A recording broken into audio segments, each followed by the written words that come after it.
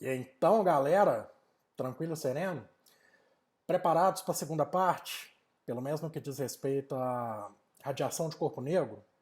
Pois é, na aula passada a gente fez uma dedução da lei de Stephen Boltzmann, ou Stephen Boltzmann, como queiram.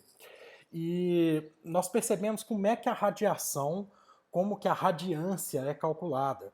Né? Nós lembramos perfeitamente que a radiância R de T ela vai ser dada por uma constante sigma, que agora eu não estou preocupado com o valor dela, já dei o valor dela, mas ela é proporcional a essa temperatura quarta. Por que eu estou relembrando isso aqui agora? Porque essa temperatura quarta ela vai ser fundamental para o raciocínio que nós vamos ter aqui agora. Bom, a gente sabe que na época a gente tinha só evidências experimentais a respeito da radiação de corpo negro, onde o maior problema que se encontrava era justamente esse danado desse gráfico aqui. É o gráfico da distribuição de energia, U, em função da sua frequência. Eu esqueço de que tem uma ferramentinha aqui que a gente pode simplesmente fazer uma reta. Isso é fantástico. Em função da sua frequência, e nós percebemos que ao longo da curva medida experimentalmente, nós temos essa gaussiana doidona aí, ó, nós uma pessoa chegou lá, mediu os pontos, né, bonitinho, perfeito, tem um máximo aqui, pico de emissão, depois a coisa começa a cair vertiginosamente. E a gente percebe que algumas coisas ainda não estão explicadas. Então, tentava se explicar ao máximo como que a coisa funcionava. Então, uma das pessoas que fez, um dos, que na verdade foi uma dupla, que teve a iniciativa de tentar explicar essa curva de emissão foi o Rayleigh Jeans. O Rayleigh Jeans, hoje ele é responsável por boa parte do estudo de emissão espectral que a gente conhece. Foi graças a esse, digamos assim, palpite introdutório dele que nós conseguimos depois, mais tarde, explicar com sucesso essa curva de emissão de radiação térmica de um corpo negro. Bom, mas o que eu tenho em relação a isso? Eu sei que a baixas frequências ela cresce vertiginosamente, conforme a gente está vendo aqui, chega num pico, isso à medida em que eu vou crescendo a frequência, evidentemente, frequência inversamente proporcional ao comprimento de onda, na hora que eu estou aumentando o meu comprimento de onda ou simplesmente aliás, diminuindo o meu comprimento de onda ou simplesmente continuando a aumentar a frequência, eu percebo uma queda vertiginosa nisso aí. E isso era medido experimentalmente, mas ninguém conseguia explicar, ninguém achava uma lei matemática que explicasse com sucesso essa curva, beleza? Então o Rayleigh Jeans teve a sua contribuição. Vamos ver como é que ele fez? Chega mais e vamos fazer esse chicote estralar, né, filho? Porque hoje o pau vai comer. Aqui, ó, o que se sabia naquela época? Se sabia que essa densidade espectral, que a gente vai chamar de U barra, ela dependia, claro, da frequência e da sua temperatura. E a gente já sabe que essa temperatura, ela depende, na curva de emissão, ela tem uma potência elevada à quarta. Bom, isso é o que dizia a lei de Stephen Boltzmann, beleza? Bom, mas vamos tentar pensar igual o pessoal fez naquele tempo? A gente sabia que esse u, dependente disso, era resultado de uma integral. Já que é uma curva, ela tinha que ser o resultado de uma integral de zero até infinito. Claro, é uma curva. Isso aqui implora por uma integral, não é mesmo? Dessa densidade espectral, o barra, que é uma função que depende da frequência e da temperatura, num espaço de frequência dni, ou seja, nesse espaço de frequência aqui, ó, entre, por exemplo, um valor ni inicial até um ni mais dni final, ou seja, eu tenho um espaço aqui, ó, vamos fazer isso aqui bonitinho, porque está muito avacalhado os desenhos hoje, né? Vamos com calma, porque o andor é de barro, como diz aqui em Minas. Aqui então nós temos o nosso diferencial de frequência, olha aí, beleza? Então, era uma coisa que tinha que respeitar essa integral. A suspeita principal era dessa. Então, eles tinham que achar uma lei que se encaixava nisso aí. Então, como é que nós vamos achar uma lei que se encaixa nisso aqui, nessa função? Vamos organizar nosso raciocínio. Eu sei que essa lei, ela tem que depender. Vamos colocar aqui algumas coisas. O que esse desenho está fazendo aqui? Nossa, tem muita coisa aqui, ó. Vou tirar aqui porque a aula de hoje é outra, filho. Como diria o Tropa de Elite, o inimigo é outro. Então aqui é para apagar. Nossa, olha aí. Tanto de coisa que não precisava. Deixa eu ver, tem mais aqui? Não, limpou. Era só um acidente de percurso mesmo. Então, o que tinha aqui? A gente tem que procurar uma lei que dependa de algumas grandezas. Né? Eu estou tentando assim, estabelecer uma conexão de raciocínio mais ou menos igual ao Rayleigh Jeans teve naquela época e toda a corrente de cientistas que tentavam explicar essa curva de emissão. Então, essa lei tinha que ser algo dependente, por exemplo, do comprimento. Por que eu sei que ela tinha que ser dependente do comprimento? Porque ela depende de um volume. Isso é um problema de radiação de cavidade. Se eu tenho um volume, se eu tenho uma caixa, por exemplo, né, essa caixa ela foi aquecida e a partir de um momento ela começa a emanar tem um furo, né? Ela começa a emanar uma radiação, é sinal que aqui dentro dessa cavidade, tem radiação presa aqui, né? E essa radiação está contida nesse volume. E o volume nada mais é do que a multiplicação das 3 dimensões dessa caixa, a área da base vezes a altura. Então ela depende de volume. A segunda coisa, ela depende do tempo. Por que eu sei que ela depende do tempo? Porque depende da frequência. A gente sabe que frequência nu ela é dada em hertz. Esse hertz nada mais é do que 1 sobre segundo, ou segundo a menos 1, né? Ou segundo elevado a menos 1. Então ela depende do tempo. Então isso já é outro fato aqui. Ela depende do tempo. Que mais? Ela depende da energia, claro. Isso é óbvio. Ela depende bastante dessa energia. Porque, bom, a gente está pensando nisso num sistema físico. Né? Se a gente estivesse pensando um tanto de moléculas de gás presas dentro dessa caixa, a gente ia ter que considerar a massa dessas moléculas. Né? Então a gente teria que considerar aí uma energia cinética, né, que depende da massa dessas moléculas, não é isso? Mas aqui não, aqui é uma radiação. Radiação não tem como a gente colocar uma massa, mas de acordo com Einstein, a gente tem essa fórmula aqui. Essa fórmula nada mais é do que uma via de mão dupla. O que é uma via de mão dupla? Ela nos diz o quanto de massa pode ser transformada em energia e vice-versa, o tanto de energia que pode ser convertida em massa. Beleza?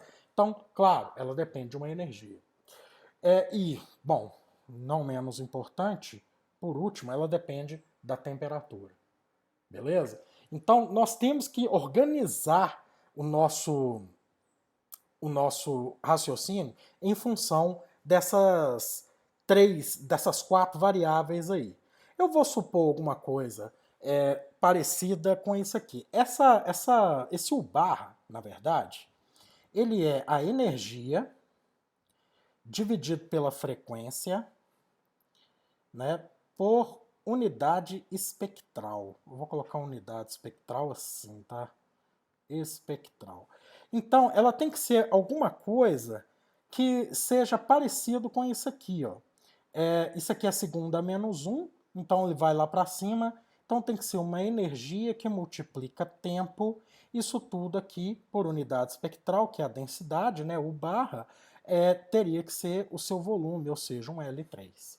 Então, isso aí é uma dedução, tá, pessoal? É uma espécie de... vamos dar um palpite? Porque é assim que a ciência funciona. Ó. Vamos ver se isso aqui se encaixa nessa situação. E era o que os cientistas na época estavam tentando fazer. Encaixar um modelo, uma lei, um modelo matemático que simplesmente explicasse essa curva roxa que está aí.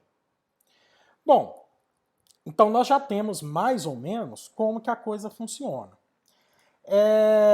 Então vamos colocar aí, vamos organizar isso, porque isso aqui está muito bagunçado. Deixa eu organizar isso aqui direito. Não tem necessidade disso ficar aqui. Deixa eu apagar isso aqui também. Eu vou organizar isso numa espécie de tabela, tá? Porque eu acho que, bom, um físico tem sempre que pensar tabeladamente, né, digamos assim, porque a gente tem que organizar e ver. Quando você está montando uma função, a primeira coisa que você monta é uma tabela de x e y e ligar os pontos, né? Então vamos tentar ligar os pontos. O que eu tenho aqui para compor uma tabela? Eu tenho o valor da minha lei, que é o U barra, eu tenho a minha frequência, eu tenho a minha temperatura, o que mais? Eu tenho a velocidade da luz.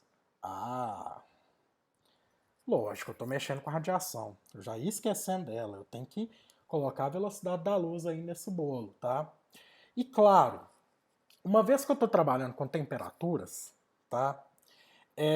Em sistemas físicos, em dinâmicas físicas, não interessa se é um sistema que envolve massa ou radiação, é sempre bom, né? Quando eu tenho que linkar, né, uma temperatura num sistema físico, eu enfiar a constante de Boltzmann nisso aí.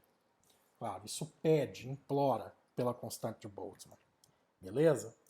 Então, e qual que é a lei? A lei é que eu estou presumindo, isso aqui é um palpite inicial, é uma premissa, vejam bem, premissa, é isso aí, ó, tá? Então, vamos colocar essa lei aqui. A lei de U-barra teria que ser algo mais ou menos nesse sentido aí, tá? Então, deixa eu copiar isso aqui, que eu acho mais vantajoso do que reescrever isso tudo aqui de novo. Então, vou colocar isso aqui, a lei é essa. Bom, o que é a frequência? Deixa eu fechar agora essa tabelinha aqui. O que é a frequência? Vou colocar aqui só para organizar, porque senão a gente bagunça esse negócio todo. A frequência ela depende do tempo. É segundo a menos 1, logo ela vai ser o tempo t elevado a menos 1. A temperatura. Bom, a temperatura, ela geralmente ela vai ter uma unidade termométrica, geralmente vai ser em Kelvin, mas ela tem que respeitar uma função qualquer que eu ainda não sei como é que ela funciona. Então eu vou chamar essa temperatura simplesmente de θ, um θ maiúsculo aqui, para a gente depois ver o que a gente faz com ele. Então nós temos um θ. Nós temos a velocidade da luz. A velocidade da luz é constante, de acordo com os postulados de Einstein. Na verdade, Einstein, nesse tempo aí, sequer tinha ainda publicado a teoria da relatividade especial, né? Mas da relatividade restrita, desculpa. Porém, a gente já sabe que a luz ela percorre um espaço num determinado tempo. E esse espaço a gente está chamando de L. Afinal de contas, a gente está pensando numa caixa. Então, ela vai percorrer um espaço L num tempo T. E a constante de Boltzmann. A constante de Boltzmann, ela tem que respeitar a energia por temperatura. É assim, ó, porque a energia de Boltzmann é igual a kT. Bom, K é igual a energia dividido pela temperatura. Ou energia vezes temperatura menos 1. Vamos colocar isso aqui, ó. Energia, temperatura menos 1.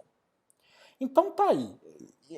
Seria mais ou menos uma coisa que nós temos que criar uma lei que envolva tudo isso aqui, ó, tá?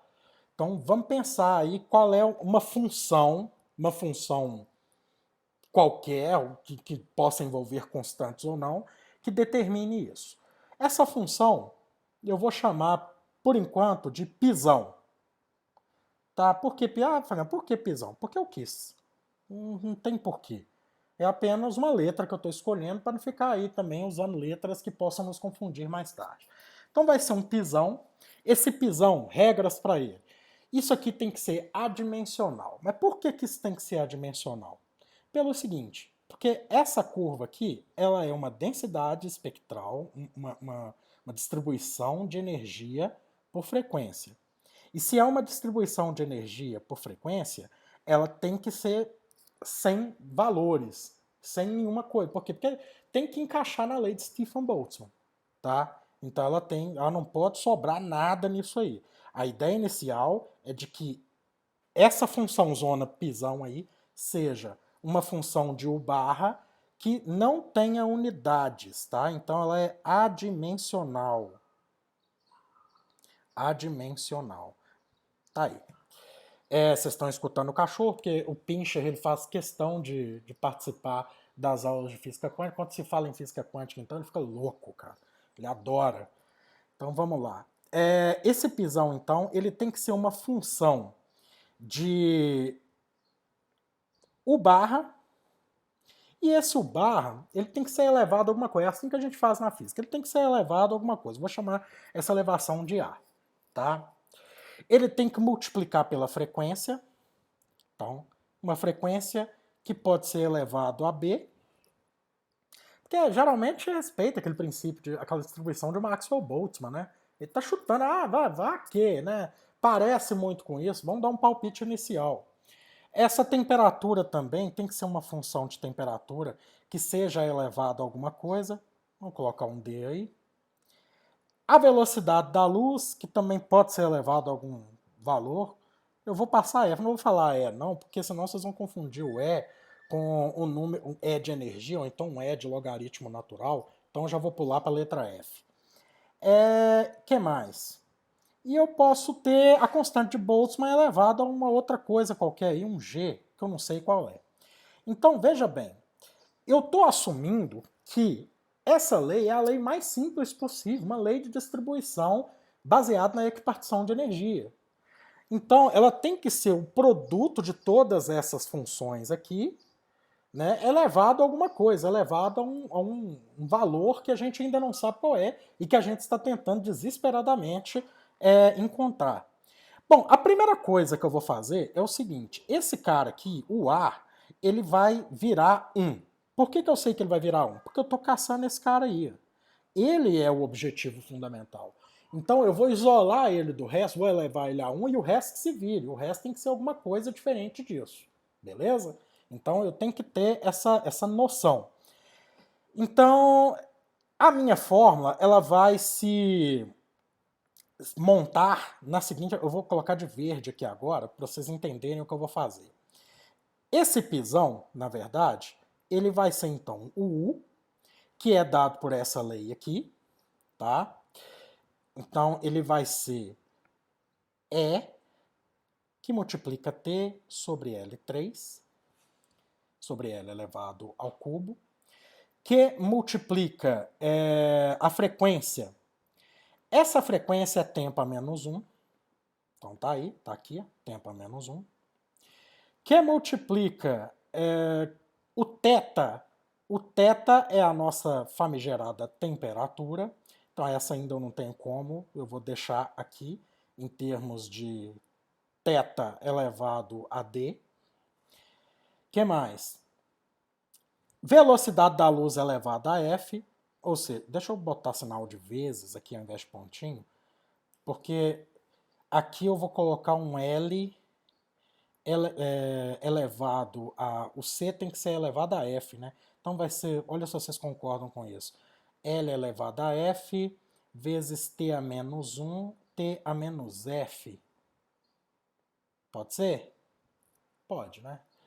E, por último, a nossa constante de Boltzmann, que vai ser a energia vezes T a menos 1. Só que isso tem que ser elevado a G aqui, né? Se isso tem que ser elevado a G, então eu tenho a energia elevado a G, que multiplica temperatura menos 1, que vai ser θ de novo, né? Elevado a menos G. Bom, o que eu posso tirar aqui? Então vou voltar para a canetinha azul. O que eu posso tirar dessa lição?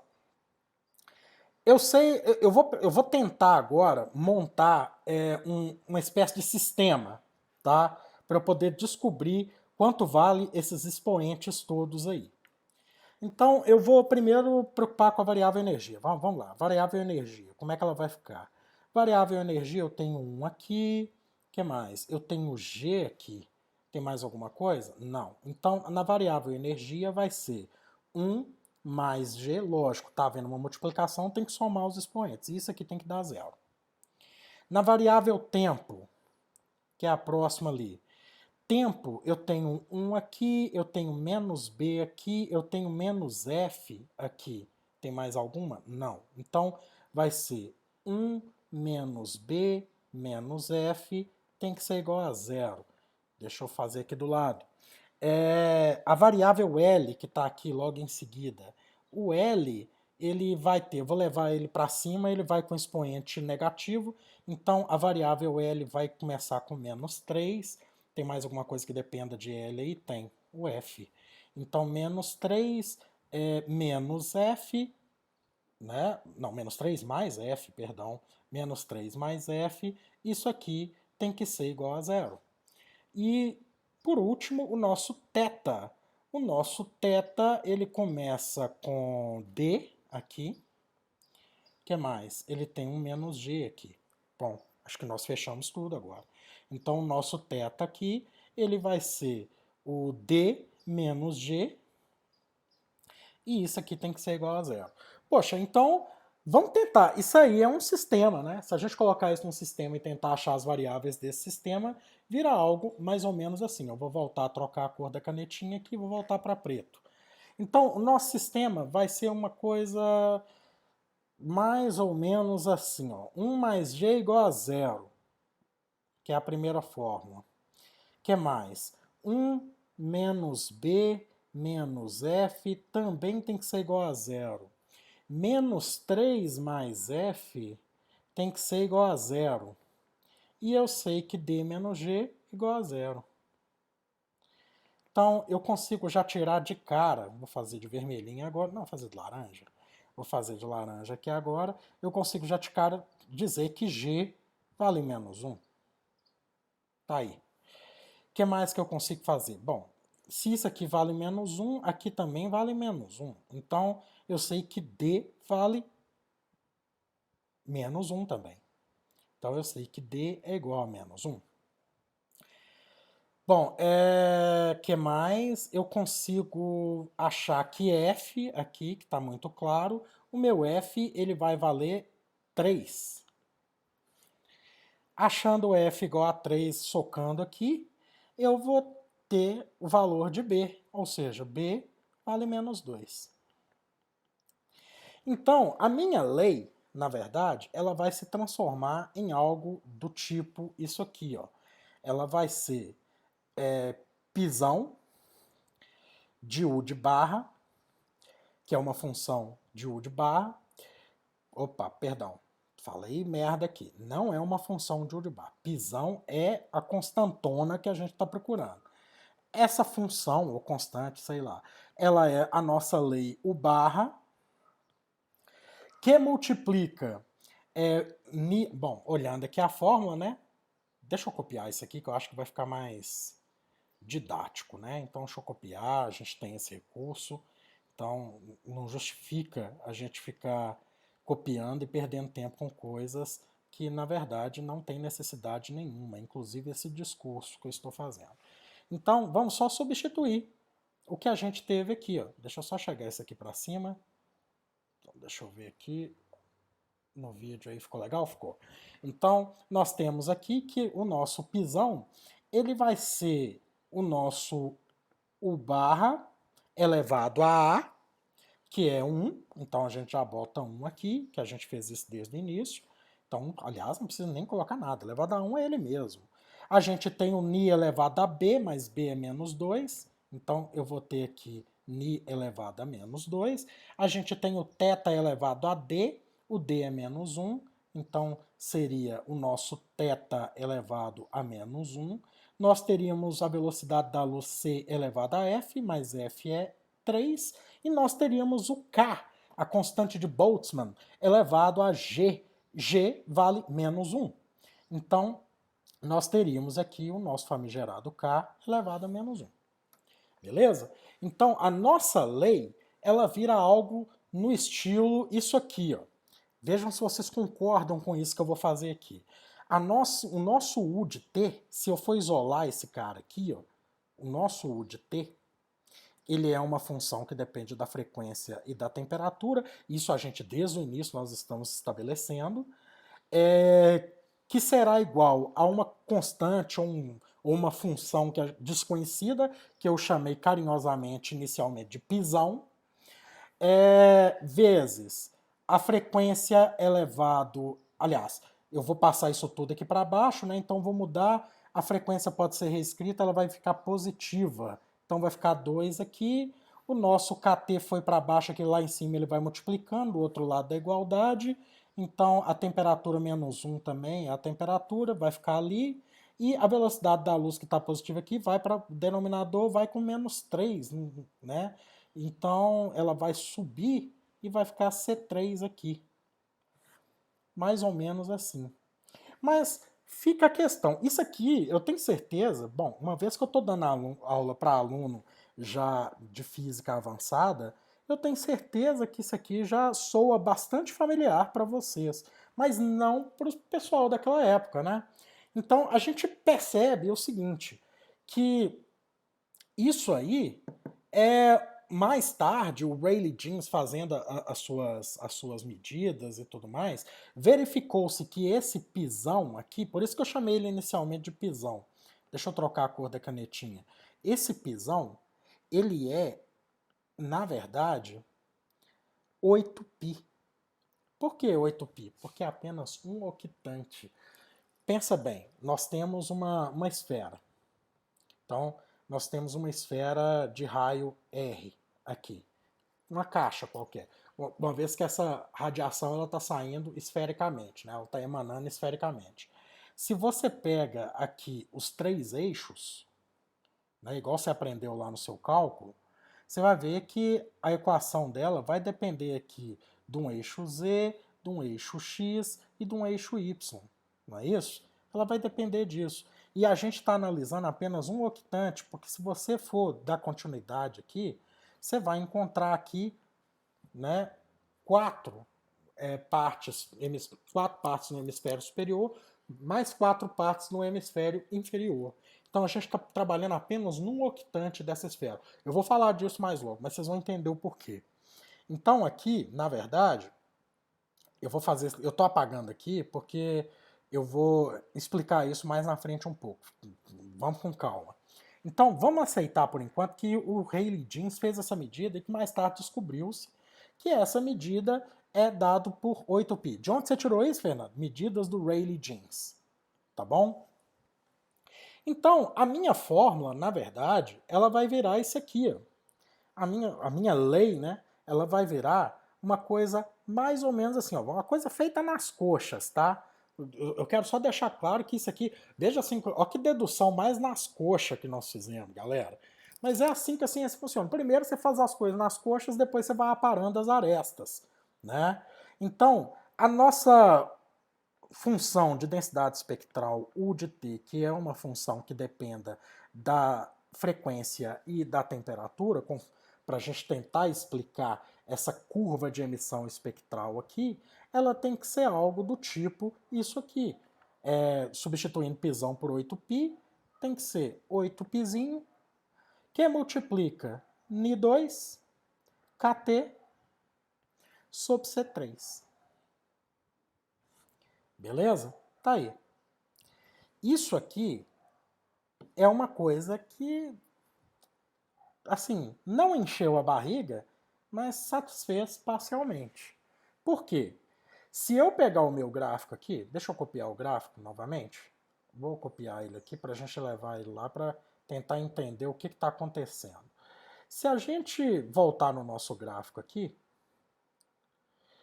ele tem a seguinte coisa. Então, deixa eu só apagar essas coisas aqui, porque nós vamos perceber que essa lei, ela concorda, ela fica muito bem encaixada aqui, ó, a baixas frequências. Depois ela não concorda mais.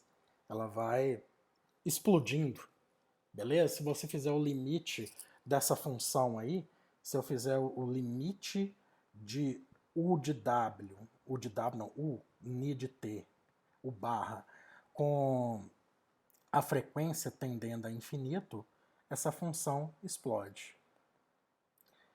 Mais tarde nós vamos ver que isso é chamado catástrofe do ultravioleta, tá? Mas o que eu quero chamar, isso eu não quero discutir agora, o que eu quero chamar bastante atenção é que essa lei ela foi feita nas coxas, tá? Então vamos tentar aparar as arestas dessa lei. Como é que nós vamos aparar as arestas dessa lei? Usando o princípio da equipartição de energia. Que esse princípio ele precisa encaixar nisso aí. Ele tem que dar uma análise mais bem feita, uma análise mais assim qualificada para fazer isso. E para dar essa análise mais qualificada, a gente tem que basear nesse princípio da equipartição da energia. Equipartição da energia, ou de energia, né? Essa equipartição da energia, algumas coisas a gente tem que levar em consideração. A primeira lei dela é observar os graus de liberdade que nós temos. Por quê? Esse grau de liberdade, ele funciona da seguinte maneira. Vamos pensar nesse nosso U de barra, nesse nosso U barra aqui. Ó. O nosso U barra, ele tem que ser uma coisa que tenha um número de grau de liberdade para frequência, porque ele depende da frequência, tá? Então, ele tem que ter um número de graus de liberdade para frequência. E isso aqui eu tenho que multiplicar, ou seja, eu tenho que adicionar os graus de liberdade para a energia média, tá? Para cada grau desse. Então ele tem que ter uma energia média para cada grau de liberdade. Então, para cada grau que eu adicionar nesse sistema. Beleza? Como assim, Fernando? Não estou entendendo. Bom, você vai entender agora. Você lembra daquela caixa que eu desenhei lá no início? Que eu acho que eu até apaguei? Bom, não interessa. Vou redesenhar ela aqui. Essa caixa, suponhamos que eu estou preocupado em explicar o modelo de radiação de cavidade, o problema de radiação de cavidade, ou seja, eu estou tentando encontrar uma análise exata para ela. Então vamos pensar principalmente numa caixa cúbica. Então suponhamos que eu tenho uma caixa aqui onde eu consegui aprisionar essa radiação. Então eu tenho uma coisa mais ou menos assim, tá aqui. Vou tentar desenhar o melhor possível aqui em termos tridimensionais, para a gente, tomara que vocês não fiquem frustrados. Tá aí. Aqui nós temos, só para dar uma noção de profundidade nessa caixa, nós temos algo mais ou menos assim. E suponhamos que eu prendi uma radiação lá dentro, fazer essa radiação de verde. Essa radiação, por exemplo, saiu daqui, né? Desse ponto chegou até aqui. E ela é uma onda, a gente sabe que é uma ondulação magnética. Essa onda ela pode vir de vários meios. Ô filho, não faz isso não. Aí, ó. Ela pode vir de vários meios até esse ponto aqui. Isso eu estou analisando apenas um grau de liberdade. Um modo. Vamos chamar isso agora de modo. Então, de uma maneira geral, se eu estabelecer aqui um eixo cartesiano, conforme todo cientista costuma pensar inicialmente, cartesianamente, né? Nossa, mas ficou horrível isso, hein? Então deixa eu partir daqui que eu acho mais válido. Se eu pensar aqui num eixo cartesiano, e eu tenho um eixo X passando aqui, por exemplo, eu vou tentar reproduzir esse eixo X aqui. Ó. Então, seria uma coisa mais ou menos assim. Ó. Desse ponto da caixa aqui até aqui, essa caixa pode ter um tamanho L, então ela vai ter um volume L3, conforme nós já definimos aqui, né, na nossa lei de energia, né? Ela tem que considerar uma caixa, um volume, uma coisa tridimensional. Então, de 0 até L, por exemplo, até aqui, essa onda ela pode aparecer de diversos modos. Então, o modo inicial pode ser, filho, não faz isso não, eu quero agora uma curva bonitinha assim. Ó. Não tá bonitinha não, mas vai servir para ilustrar o que eu quero. Ele pode aparecer dessa maneira, ele pode aparecer de uma maneira mais doida ainda, ele pode caber uma onda inteira aqui, né? Ele pode fazer isso. Ele pode aparecer ainda com outro valor completamente diferente desse. Eu posso ter aqui agora uma 3, né? 3 gomos dessa, eu chamo de gomo. Nossa, mas que coisa horrível. Então eu posso ter aqui, ó, 3 gomos de onda aqui dentro. não é isso? Uma onda e meia, e por aí vai. Isso aí também, para você que já é aluno da física, que já fez seus fundamentos de oscilações óticas e onda, você já percebe como é que funciona o espaço amostral em modos de onda, né? Principalmente quando se trata de uma onda estacionária. Por quê? Se eu conseguir aprisionar essa radiação dentro dessa caixa aí, eu tenho que pensar naqueles modos de onda estacionária. E se eu estou pensando em modos de onda estacionária, só para essa onda verde aí, por exemplo, eu posso assumir que para esse primeiro modo nx, eu vou ter que multiplicar o seu lambda de x dividido por 2. Por quê? Olha, se eu der continuidade à minha onda aqui, eu não vou achar aqui o vale dessa onda e eu vou ter aí um lambda inteiro. Então, na verdade, é um modo que multiplica lambda sobre 2. Tá? E isso aqui tem que caber dentro do L da caixa. Bom, eu vou fazer uma artimanha matemática aqui, porque isso vai me ajudar. Eu vou dividir ambos os lados aqui por π, tá? Por quê?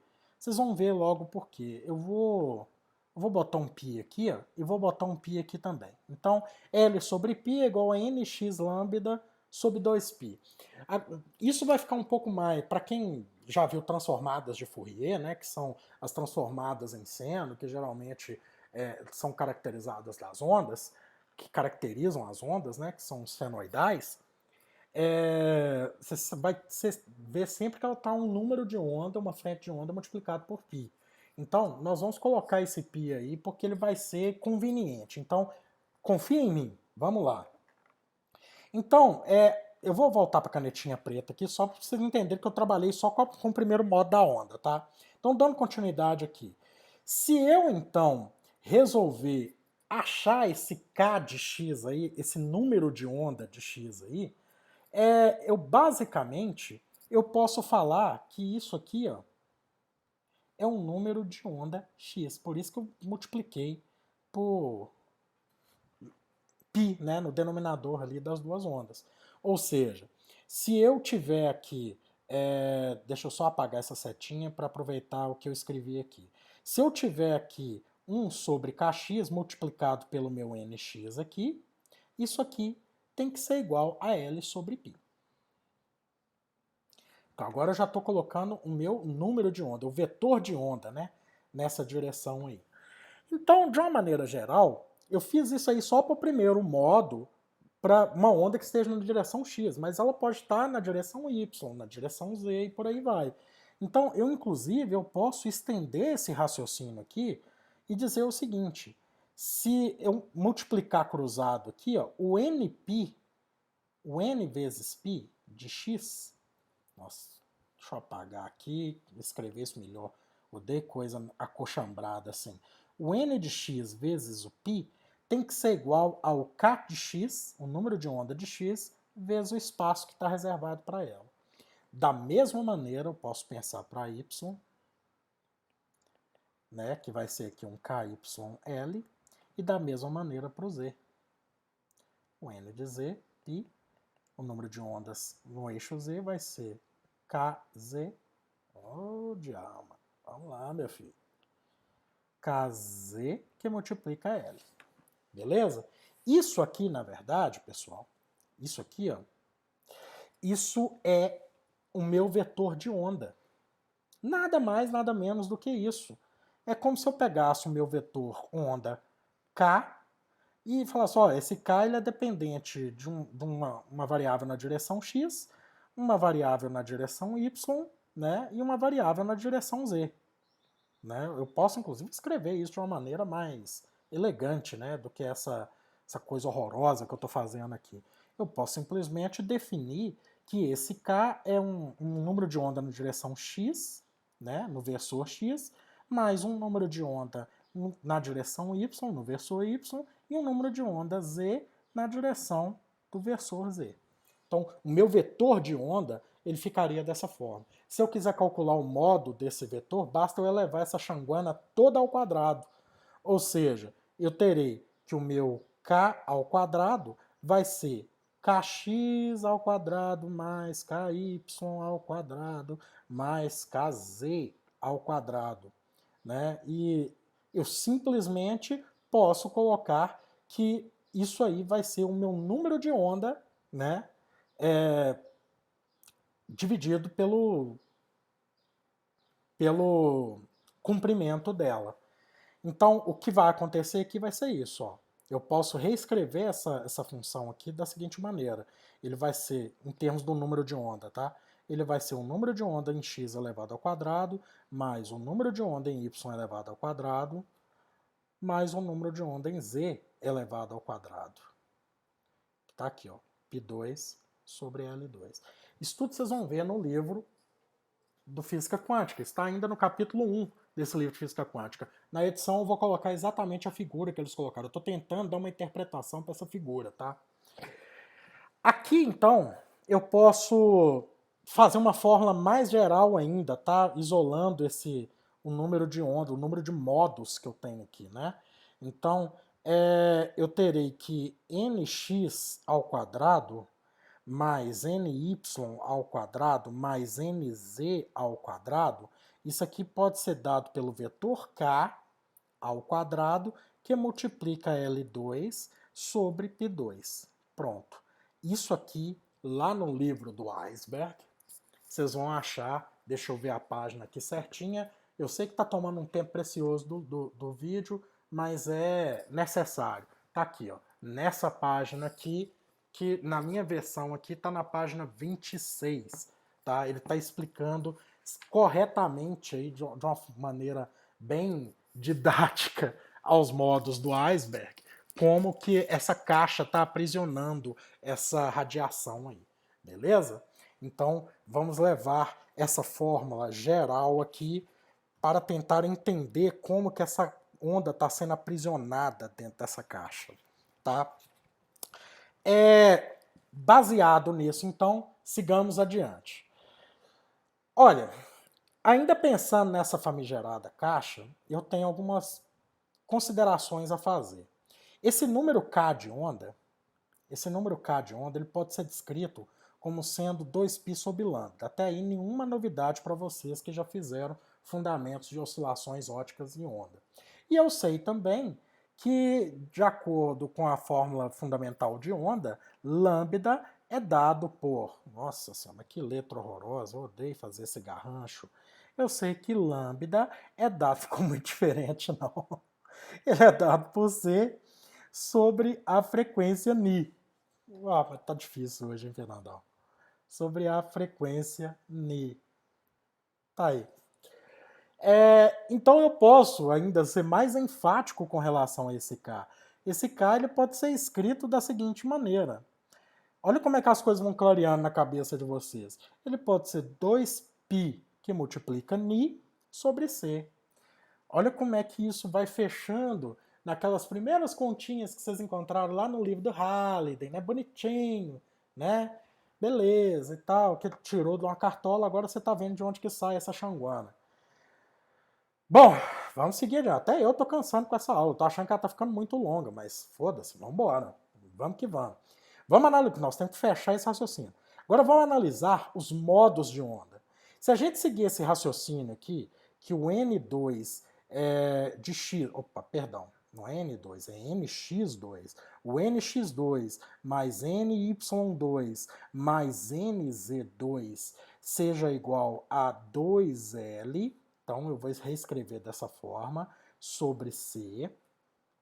Isso tudo aqui elevado ao quadrado, tá? Vou elevar essa xanguana toda aqui ao quadrado, vezes a frequência ao quadrado, ou seja, baseado nisso aqui que nós fizemos de roxo, nós podemos reescrever essa equação aqui dessa maneira. Bom, isso nos dá uma ideia de tridimensional do que está acontecendo dentro da caixa. Se eu pegar aqui, por exemplo, um eixo tridimensional, um eixo cartesiano tridimensional, que é o que o livro do Iceberg faz, eu vou ter uma coisa mais ou menos nesse sentido aqui, ó. Eu vou ter isso aqui, eu vou ter isso aqui na direção, por exemplo, aqui eu tenho direção Y, aqui eu tenho direção Z, por exemplo, aqui eu tenho direção X, não interessa em qual ponto eu pus isso. Mas ele vai ter, por exemplo, um primeiro modo dado aqui, um segundo modo dado aqui, aqui, aqui, tudo ligado, olha aí para você ver. E a mesma coisa aqui em cima, né? Bonitinho. Vai fechando todos os modos aí. Isso aqui vai dando uma ideia de como está sendo trabalhado essa frente de onda, né? Como é que ela está evoluindo dentro da caixa. Então, você vai notar, eu vou pegar a figura do iceberg e colocar aí para dar essa noção tridimensional do que está ocorrendo. Nós vamos ter uma rede de ondas crescente dentro dessa caixa, beleza? Então, vamos fazer isso. Esse número de modos, vamos colocar assim, número de modos, ele vai respeitar dentro de um espaço de frequência que seja entre Ni e Ni mais Dni, ele vai ter que respeitar esses modos como se fosse uma evolução esférica. Ele vai crescendo esfericamente. Lembra do sinal de uma torre de celular, por exemplo? Como é que essa torre de celular emana um sinal? Emana sinal esféricos. Da mesma maneira que essa radiação dentro dessa caixa também, ela vai evoluir de maneira esférica. Beleza? Então, ela tem que respeitar, né, esse espaço esférico, que geralmente a gente faz em função de um raio. E esse espaço esférico, vou mudar a cor da canetinha aqui, esse espaço esférico, na verdade, ele vai ser dado por essa relação aqui. O R ao quadrado é dado por 2L sobre C, isso tudo aqui ao quadrado, igual a gente acabou de ver aqui, né, multiplicado por isso, vezes o Ni ao quadrado. Então, isso aqui está elevado ao quadrado. Tirando a raiz quadrada dos dois lados aí, simplesmente ele vai obedecer no espaço nx, ny e nz uma relação igual a essa aqui, ó, 2L sobre C, multiplicado por Ni, claro, né? Beleza? Mas nesse espaço de frequência aqui, nesse intervalo de frequência, eu estou considerando isso aqui como apenas um octante. Lembra do octante que eu fiz? Veja bem, gente, eu cheguei na relação aqui atrás e eu estou tentando agora dar uma explicação mais formal, mais elegante para o que está acontecendo. Então, lá atrás eu já percebi que isso aí é uma evolução esférica e eu estou considerando apenas um octante dessa esfera. Então, na real, o número de modos, que eu já vou simbolizar aqui como dn, o diferencial do número de modos, ele vai ser um oitavo da casca, né, da área esférica que está evoluindo nisso aí, então que vai ser dado por 4πr2, num diferencial de raio da esfera, ou seja, a esfera vai aumentando o seu raio, né, ele vai evoluindo, o raio vai crescendo, tá? E isso a gente está considerando apenas um octante. Bom, de fato, se eu substituir agora o R onde ele é devido, a minha equação vira isso aqui, ó, dn é igual a... Eu já vou cortar isso com isso, porque eu já vou chorar esse trem aqui dentro. Então, vai virar 4π aqui, é isso mesmo? 4π L3, isso mesmo, L3, 4π L3 sobre C3 vezes Ni2 dNi. Porque se eu estou considerando um octante e eu vou elevar isso tudo aqui ao quadrado, vai virar exatamente isso aí. Então, para cada modo, tá? Porque, veja bem, eu estou considerando essa lei aqui, ó, de equipartição. E na lei de equipartição, eu tenho que levar em consideração os graus, tá? E esses graus, eles crescem de maneira quadrática, tá, pessoal? Então, se ele cresce de maneira quadrática, o princípio da equipartição, que é dado por isso aqui, é meio de kT, geralmente, né? Ele respeita uma onda eletromagnética, onde eu tenho o campo elétrico elevado ao quadrado, mais o campo magnético elevado ao quadrado. E esses dois campos, só eu já tenho 2 graus. E cada campo desse tem 2 polarizações. Né? Eu tenho uma vertical e uma horizontal. Então, o que acontece? Eu tenho que pegar ainda mais 2. Então, só nessa brincadeira aí, eu tenho 4 polarizações para serem analisadas. Beleza? Então, que isso fique bem claro para vocês. Eu tenho 4 polarizações para serem analisadas. Então, de uma maneira geral, eu vou ter 4 graus de liberdade. Então, deixa eu só separar isso aqui. Eu tenho 4 graus de liberdade. Não, Fernando, mas para que isso tudo? Vocês vão entender. Nesses 4 graus de liberdade, eu vou ter essa energia dos modos, né? Então, vamos colocar assim, essa energia dos modos, para ficar bem didático mesmo, essa energia dos modos, no espaço, deixa eu mudar a cor aqui para preto de novo, no espaço Ni até Ni mais Dni, ou delta Ni, ele vai ser dado por uma energia grandona, esse diferencial de energia, os 4 graus de liberdade, veja bem, 4 graus de liberdade, que multiplica meio de kT, que é o princípio da equipartição, vezes esse número dn que a gente acabou de deduzir aqui, tá? Esse número dn que a gente acabou de deduzir, fazendo a substituição, a minha equação vai virar algo do tipo isso aqui, ó. Esse du grandão vai ser 4 vezes meio de kT, que multiplica dn, que é aquela xanguana toda lá, ó.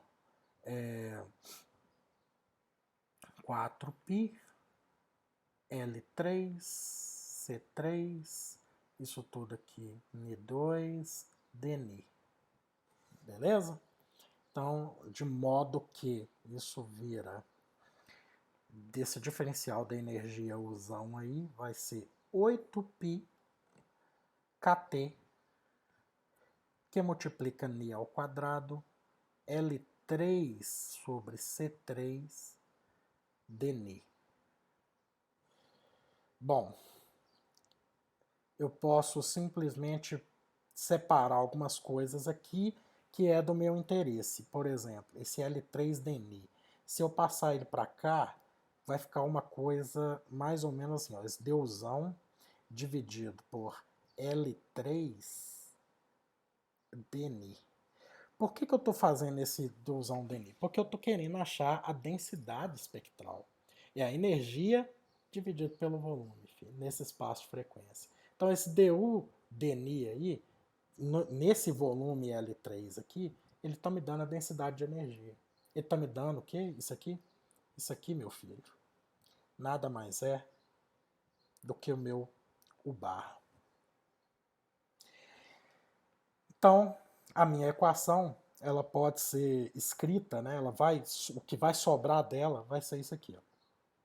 8π kT Ni2 dividido por C3. Bateu? Bateu. Olha lá. Não foi esse que nós chegamos aqui em cima? Não foi esse que nós chegamos aqui? Então nós demos uma formalização matemática para não fazer aquela coisa. Veja bem, nós partimos de uma dedução inicial aqui, a partir dessa lei, nós sacamos que a coisa tinha que ser mais ou menos isso aqui, ó, tá?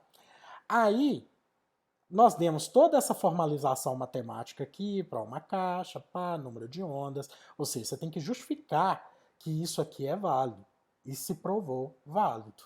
Então tá aí. Isso aqui é conhecido como lei de Rayleigh-Jeans, tá? Isso aqui é a lei de Rayleigh-Jeans. Beleza?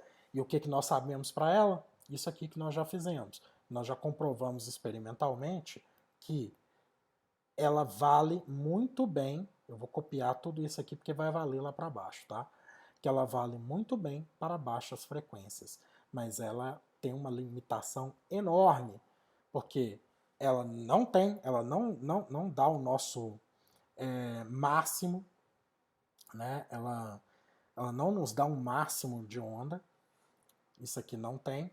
Ela não explica altas frequências, então ela tem essa limitação. E o pior de tudo, tá? Além dela explodir, né, para ela no que a gente conhece como catástrofe do ultravioleta, o pior de tudo, se eu integrar essa função aqui, se eu fizer a integral desse camarada aqui, ele não concorda com a lei de Stephen-Boltzmann. Ou seja, a integral dessa onda de U barra aqui, nesse intervalo de frequência, ela não dá alguma coisa com temperatura elevada a quarta. E a gente já sabe que a lei de Stephen-Boltzmann, não é à toa que é lei, a lei de Stephen-Boltzmann, ela concorda plenamente com esse TA4, porque isso foi medido experimentalmente aqui. Para cada ponto desse aqui, o TA4 está presente. Então, tem alguma coisa aí. Nós vamos ver mais tarde que algo pode ser feito com isso. Aí vai entrar em cena um novo cara, o Wien, ou Fien, não sei como é que vocês pronunciam o nome desse camarada. Mas vai chegar esse camarada aí. Mas esse é assunto para a próxima aula, que essa aula aqui já ficou para lá de longa. Beleza, pessoal? Pessoal, um forte abraço para todo mundo. Espero que vocês tenham gostado. Espero que vocês tenham curtido essa maneira chata, longa, porém, assim, necessária, já que você está fazendo um curso de física ou química, você tem que ver de onde que essas coisas vêm. Beleza? Um forte abraço para todo mundo. Clica no gostei aí. Fala assim, ô Fernandão, tamo junto. É só clicar no joinha aí, beleza? Só deixa o seu Fernandão tamo junto aí, tá? E se inscrevam no canal, ativem o sininho, porque eu tô postando aula direto, tá?